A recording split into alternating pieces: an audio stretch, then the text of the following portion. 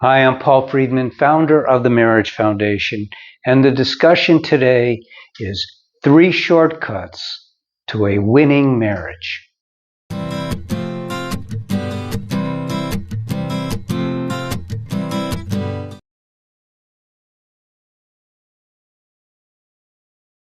Hi, welcome back. I'm Paul Friedman, founder of the Marriage Foundation. Isn't this an enticing title?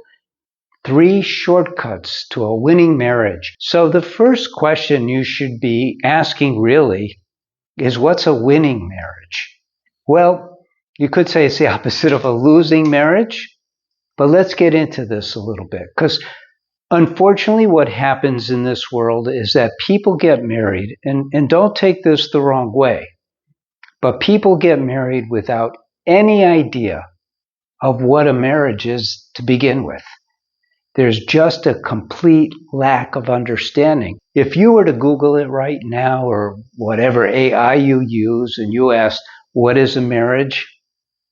The closest you might get is a union, because it is. But then it completely drops the ball. It's a union between 2 soulmates. That's getting a lot closer. And what we are shooting for when we're married is what we're shooting for as an individual. It's not a team sport. Marriage, we hear this all the time, that it's 2 working together. And although in some cases that's true, let's be realistic. When you get married, you're getting married for your reasons. You're getting married because you want to be happy. And that's not a selfish thing. It is primal. It's what we're all about. Now, there's 2 primals here. Okay? There's the material and the spiritual. Let's be honest, this is not a religious program, but marriage is a spiritual program, you might say, because we get married, and I did my own research on this, so I have to take you back a little bit. I used to be a divorce mediator. In 2001, ancient history, right? In 2001, a couple asked me, and we were in San Diego, to help them save their marriage instead of filing all the papers and helping them sort through it. We had nothing to lose. They had nothing to lose because their marriage counselor pronounced their marriage dead. I had nothing to lose because their marriage counselor pronounced their marriage dead. So the worst that would happen would be we would fumble around and not succeed. And I asked my marriage counselor friends who sent me all my business, what do you think I should do? And they said, well, you sit down and you do this anyway. You try to help them negotiate through their problems. And it didn't sit right. So I asked the question, why do people get married in the first place? And so what I started to do, and I did this for literally for months, I asked people, why did you get married? Everyone said, I found my soulmate. I knew this was the right person. Everyone. I asked my friends. Standing in line at Starbucks, I asked people. I even asked my minister, why do people get married? And no one had a good answer. And I was baffled. So I'm a meditator. I sat, I meditated, I prayed, and I asked, okay, why? And the answer came pretty quick. I should have started with that. We all get married to get happier. That's it. It's that simple. It's like, duh. And then I had to ask, okay, well, what makes us happy? Because we don't get married and then get a new car. When we first get married, we're usually youngish and we're building a life together. And that's the team effort. And so we don't get a new car right away. Very few who are fortunate enough, they do, but most don't. We get married for love, and love is what brings us happiness. It's a fact. Think about it. Now, I've been doing this for over a quarter of a century, and everything that I have designed to help people have a fulfilling marriage, and I'm talking about people whose marriage is really on the rocks, they come to us. In fact, what I started doing after I helped this first couple, because I stumbled onto something that was amazing. Just that alone Why we get married? We get married to be happy, and we get happy by being in love. So that's pretty easy. It becomes a binary choice. What can I do to my marriage that's going to improve it? What can I do to my marriage that's going to hurt it? And so I built the teachings pretty much off of that. And so what happened was I realized so many things that are important. I'll give you a for instance. In our marriage, we don't cultivate love. We just get married. And we expect marriage to just, I don't know, be like a ride at Disneyland where it just functions. So I helped this first couple through, and I went, wow, I love serving. It's kind of my life. And so I thought, okay, I'm going to develop these teachings, and along the way, I'm going to work with people and help them, because these teachings are scientific for marriage. The ones I discovered are scientific. They're based on universal principles. And I did this for 8 years. This was not let's see what happens. For 8 years, I did this. Wrote a couple of books, and then eventually, because a friend of mine who was also a divorce mediator said, Paul, this stuff is amazing. Here's $1,000. Let's get a lawyer. Let's make it a nonprofit, and let's roll with this. And that's what we did. And then a family friend helped us go online. So we have a 12-week online course. And I may be getting ahead a little bit, but this is amazing stuff. Okay, let's go back to 3 shortcuts for a winning marriage. Like I said, this is scientific. So stay with me on this because it'll work. It's fundamental. And you will see how if you follow this advice. So number 1, what is the number 1 shortcut? And this will surprise you. Because what do most people do when they're having problems in their marriage is they try to fix the problems. I'm here to tell you that simply doesn't work. This is not like a broken car where you find the defective part and you replace it or you rebuild it. This is a living entity, your marriage. And it's a spiritual entity because it's based on love. And it's between 2 soulmates, okay? So the number 1 shortcut is strive for happiness. And this is 2 parts. 1, you strive for your own individual happiness. It's essential. And I'm not in that camp that says love yourself first. It's a little hippy-dippy for me. Not that it's a bad thing to love yourself. You should love yourself. But what is yourself? I don't think they go deep enough with that. But you need to strive for your personal happiness by, and this is really several parts, but the first part, it's especially well covered in the online course.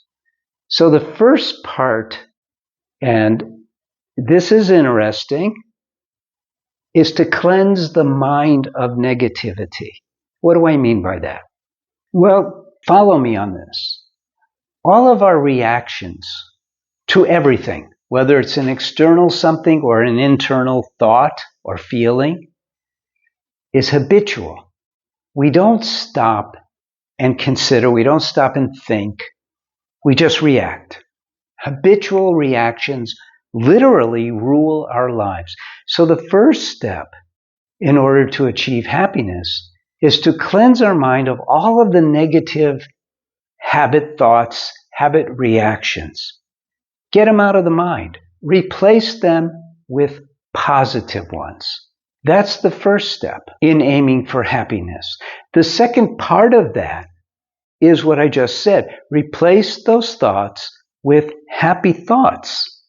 I'm laughing because I remember, I'm sorry, but I watched that movie years ago, Happy Gilmore, and where he always wanted to be in Happy Land. And we might mock that idea, but the truth is that we don't utilize one of the greatest gifts God has given us, which is the gift of free will. It's not just for big things, and it's not just for petty, mundane things like choosing between chocolate and vanilla.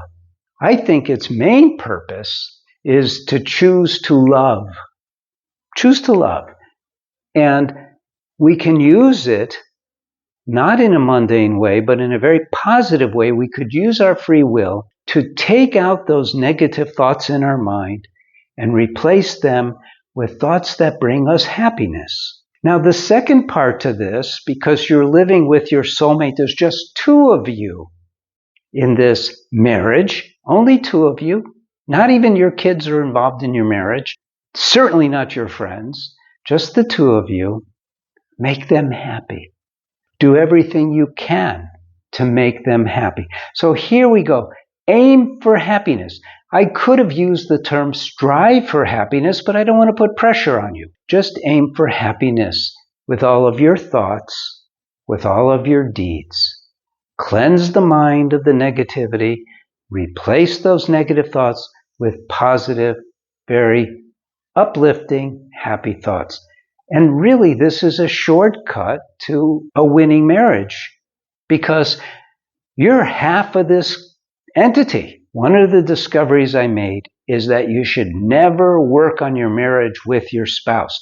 Just do it yourself. And the reason why I'm going to address right now is because think of it, if two of you are pulling something and one of you is being lazy, the other one who's proactive, it's fine. That thing's going to get pulled.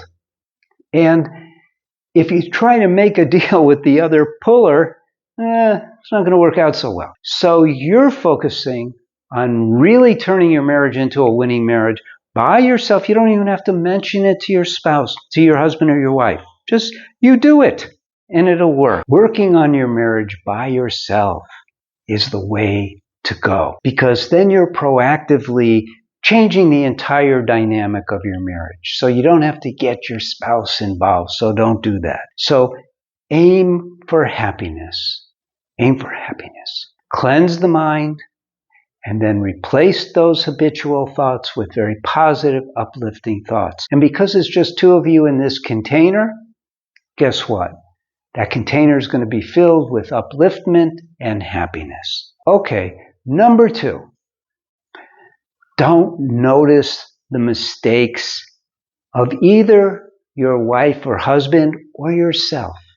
Look, we are imperfect beings living in a world that is held together with baling wire. Everyone is making mistakes continuously. Everyone. And I make them and you make them. And the person who's washing your windshield is making them. We all make mistakes. Don't worry about them. Don't worry about them. And all you need to do in this regard, and this goes with replacing the negativity. So your life is not going to be controlled by the mistakes that are happening. It's going to be controlled, led by the positivity that you're feeling. Do you understand? And again, I'll go back to this basic equation. There's just two of you. When one of you is proactively infusing the marriage with positivity, the other is going along for the ride, which is totally fair and totally good. And you should make it a point to make them happy. So that's number 2, is ignore the mistakes. Don't get wrapped around them. Don't let them distract you from your happiness. Number 3, and this is a true shortcut. What we do in this world for the most part as human beings is we focus on, oh my God, look what happened here. Why did that happen? Now, that's fine if we're looking for a solution about how we should be behaving in the future, but that's not what we do. We dwell on the past. So, there's all these cute things about the past is the past and the present is a gift. Don't worry about what happened in the past. And this gets deep and it gets broad. People come to us and we have a free service. You could write to our counselors. It's free. The link is below. Write to a counselor.